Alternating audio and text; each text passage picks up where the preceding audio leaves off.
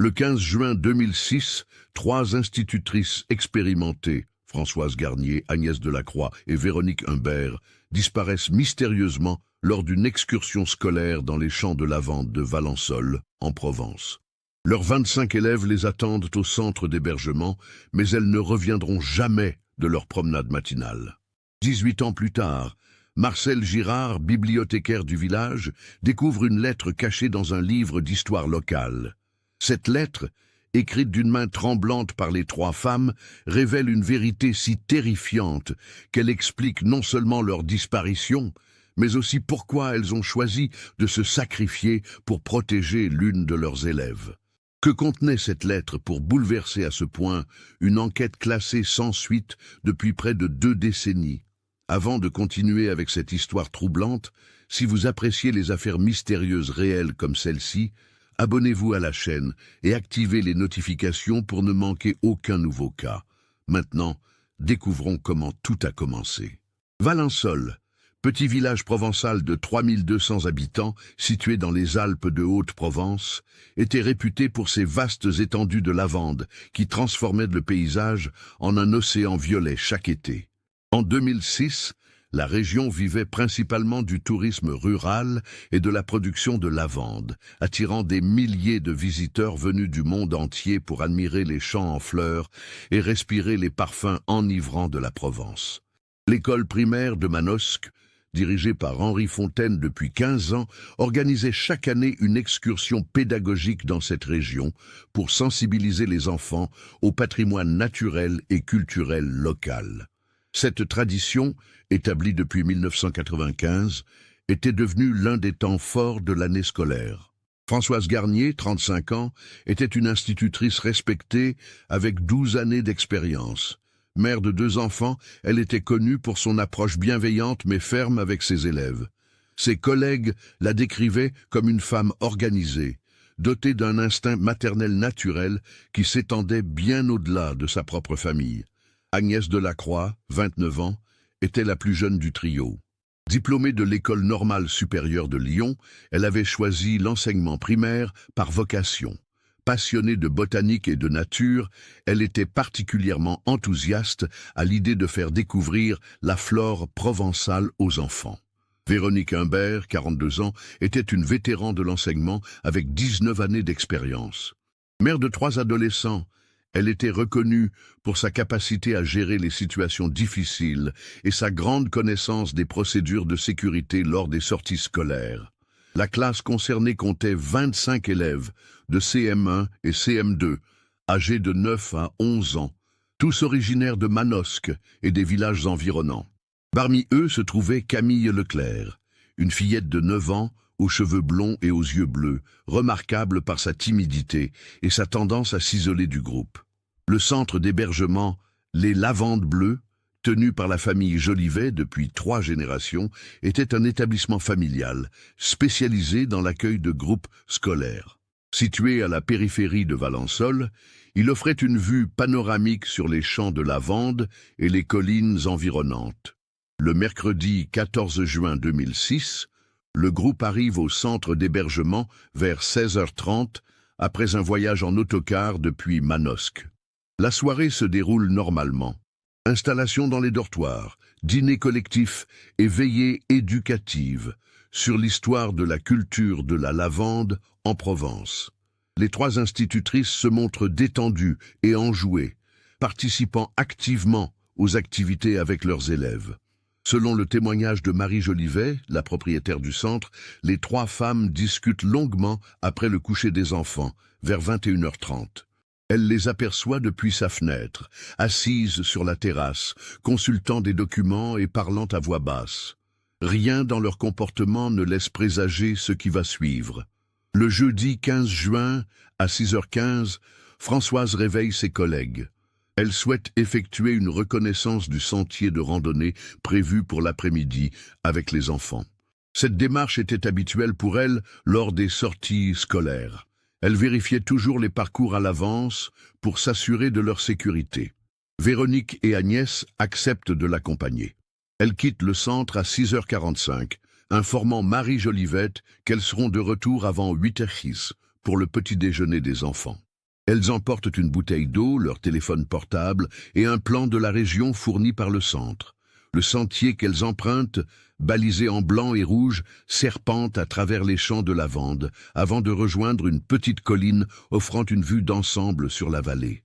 Le parcours, d'une longueur de 4 kilomètres, était classé facile et régulièrement emprunté par les randonneurs. À 8h15, constatant que les institutrices ne sont pas revenues, Marie Jolivet tente de les joindre sur leur téléphone. Aucune réponse. Elle décide d'attendre encore un peu, pensant qu'elles ont peut-être prolongé leur exploration.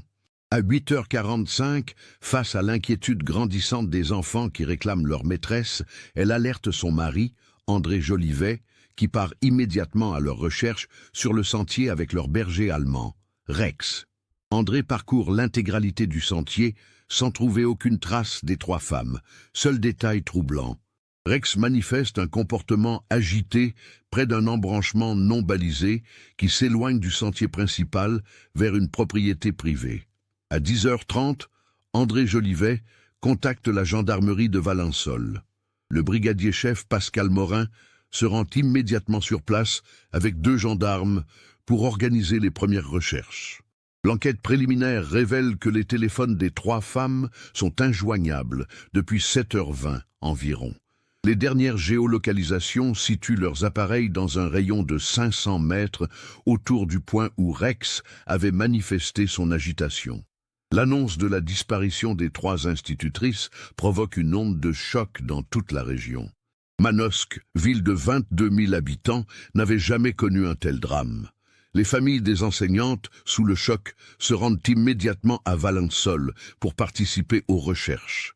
Henri Fontaine, le directeur de l'école, doit gérer une situation sans précédent. Les 25 élèves, traumatisés par la disparition de leur maîtresse, sont pris en charge par une équipe de psychologues scolaires pendant que leurs parents viennent les récupérer au centre. Le mari de Françoise, Julien Garnier, menuisier de 37 ans, refuse de croire à un accident. Françoise est une randonneuse expérimentée, elle connaît ses sentiers par cœur. Elle n'aurait jamais pris de risques inconsidérés, surtout avec Agnès et Véronique, répète-t-il aux enquêteurs. Les parents d'Agnès, Roger et Simone Delacroix, retraités installés à Aix-en-Provence, arrivent le soir même. Simone, ancienne institutrice elle-même, est inconsolable. Ma fille était si prudente, si responsable. Elle ne serait jamais partie sans prévenir si quelque chose n'allait pas. Michel Humbert, époux de Véronique et gendarme à la retraite, coordonne officieusement les recherches civiles. Fort de son expérience, il organise des battues systématiques avec plus de 200 bénévoles venus de toute la région. L'enquête officielle, menée par le capitaine Laurent Vidal de la section de recherche de Marseille, explore toutes les pistes possibles. L'hypothèse d'un accident est privilégiée initialement. Chute dans un ravin, malaise collectif, perte d'orientation. Les premières semaines voient se succéder hélicoptères, maîtres chiens, spéléologues et même un médium sollicité par les familles désespérées. Toute la région est passée au peigne fin dans un rayon de 20 km autour du point de disparition. Une découverte trouble les enquêteurs. Les 3 téléphones portables sont retrouvés le 20 juin, soigneusement alignés sur un muret de pierres sèches à 800 mètres du sentier principal. Les appareils sont intacts, éteints, et leurs batteries sont complètement déchargées. Aucune trace de violence, aucun indice supplémentaire. Cette découverte relance les spéculations. Pourquoi 3 femmes auraient-elles abandonné simultanément leur téléphone? L'hypothèse d'un enlèvement commence à être sérieusement considérée. L'été 2006 transforme Valençol en théâtre d'opération. Journalistes, curiosités et équipes de télévision envahissent le paisible village. L'émission Témoin numéro 1 consacre un reportage au cas, diffusé en septembre 2006, qui génère des centaines de témoignages, mais aucune piste exploitable. Au fil des mois, les théories se multiplient. Certains évoquent une fugue collective, d'autres un accident suivi d'une amnésie traumatique. Une rumeur persistante fait état d'une secte active dans la région qui aurait recruté les 3 femmes. Les familles créent l'association Espoir Provence pour maintenir la pression médiatique et financer des recherches privées. Chaque été, à la date anniversaire, une marche silencieuse est organisée dans les rues de Valensole. En 2008, l'affaire fait l'objet d'un livre enquête disparu en Provence du journaliste investigateur Nicolas Morel. L'ouvrage, qui devient un best-seller, avance l'hypothèse d'un réseau criminel spécialisé dans l'enlèvement de femmes occidentales pour les pays du Maghreb. L'enquête officielle, malgré l'investissement considérable de moyens, n'aboutit à aucune arrestation. En 2009, elle est classée sans suite, faute d'éléments nouveaux. Cette décision provoque la colère des familles qui saisissent la justice pour abandon de famille. Les années passent. Julien Garnier élève seul ses 2 enfants, refusant de refaire sa vie. Les parents d'Agnès vieillissent dans l'attente de nouvelles de leur fille. Michel Humbert, miné par la disparition de sa femme, développe des troubles dépressifs et doit être hospitalisé à plusieurs reprises. En 2015, l'affaire revient brièvement sur le devant de la scène lorsque des ossements humains sont découverts dans les gorges du Verdon. Les analyses ADN révèlent qu'ils appartiennent à un homme décédé depuis plusieurs décennies, éliminant tout lien avec la disparition des institutrices. La communauté de Valensole apprend progressivement à vivre avec ce mystère non résolu.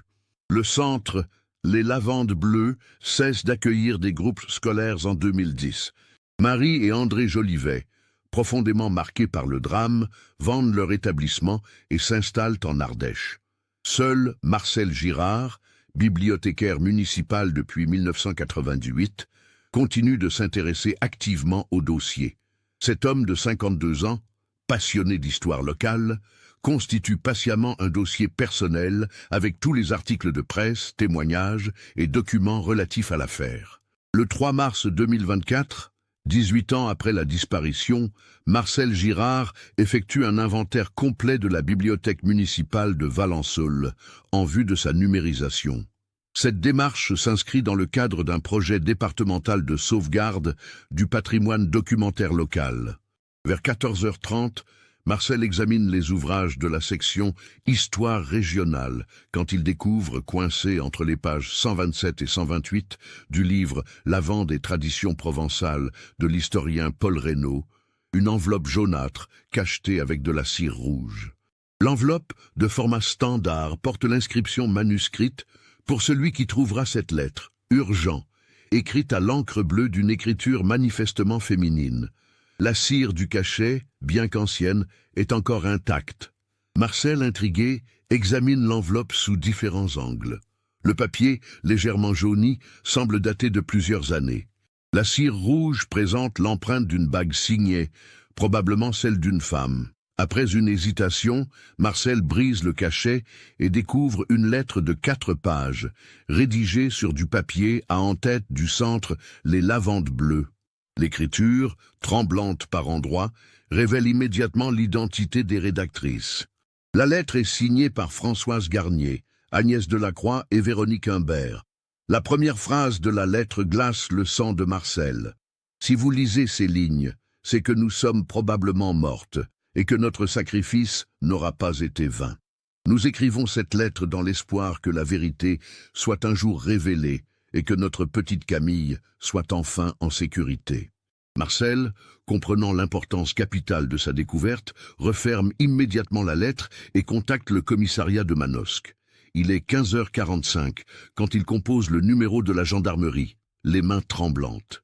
Le capitaine Vidal, désormais commandant et proche de la retraite, se rend personnellement à la bibliothèque accompagné de 2 enquêteurs et d'un technicien de l'identité judiciaire.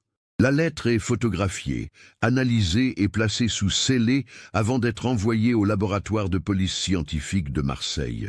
Le contenu de la lettre, révélé progressivement aux enquêteurs, bouleverse complètement leur compréhension de l'affaire. Les 3 institutrices y décrivent avoir découvert, la veille de leur disparition, une conversation téléphonique troublante entre André Jolivet et un interlocuteur inconnu. Selon leur témoignage écrit, vers 22h30, le 14 juin 2006, Agnès était sortie prendre l'air sur la terrasse quand elle avait entendu André Jolivet parler à voix basse au téléphone dans la cour du centre. Intriguée par le ton mystérieux de la conversation, elle avait tendu l'oreille. Il parlait de livraison et de merchandise de qualité. Il a mentionné plusieurs fois la petite blonde et donné rendez-vous pour le lendemain matin près du sentier, écrit Agnès dans la lettre. Alarmées par ces propos, les 3 femmes avaient décidé de mener leur propre enquête. Elles avaient découvert dans le bureau d'André Jolivet, resté ouvert, des documents compromettants, photos d'enfants, liste de noms avec des prix et des coordonnées de contact dans plusieurs pays d'Europe de l'Est. La lettre révèle que les institutrices avaient identifié un réseau de trafic d'enfants qui utilisait le centre d'hébergement comme point de repérage.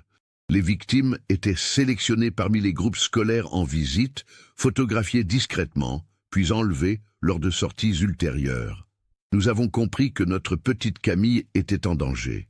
Sa photo était dans le dossier, avec la mention « Commande urgente, client premium ». Nous ne pouvions pas laisser faire cela, écrit Françoise. Les 3 femmes avaient pris la décision de confier leur découverte aux autorités.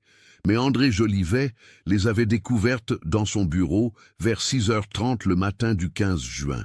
Confronté à ces crimes, il avait fait appel à ses complices pour gérer le problème.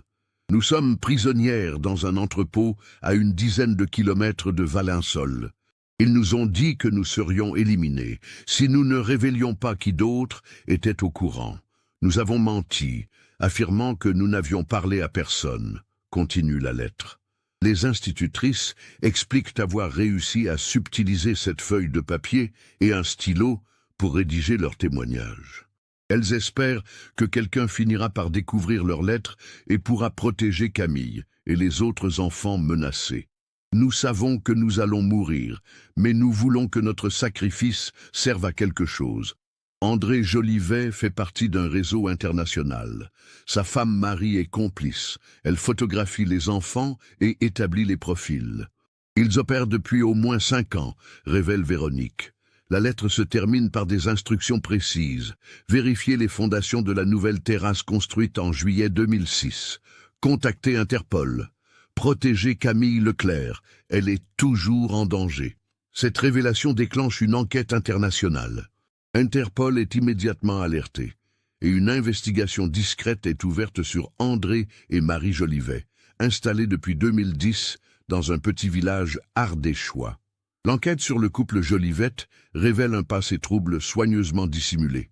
André Jolivet, sous sa fausse identité débonnaire de gestionnaire de centre d'hébergement, était en réalité un ancien détenu libéré en 1995 après avoir purgé une peine de 8 ans pour proxénétisme et trafic d'êtres humains.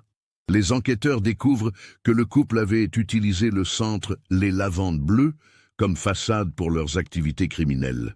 Les groupes scolaires leur fournissaient un vivier de victimes potentielles sélectionnées selon des critères précis communiqués par leurs clients internationaux. Le 15 mars 2024, une perquisition simultanée est menée dans leur domicile ardéchois et dans les locaux de l'ancien centre, désormais transformés en gîte rural. Les enquêteurs, guidés par les indications de la lettre, découvrent sous la terrasse construite en juillet 2006 les restes de 3 corps.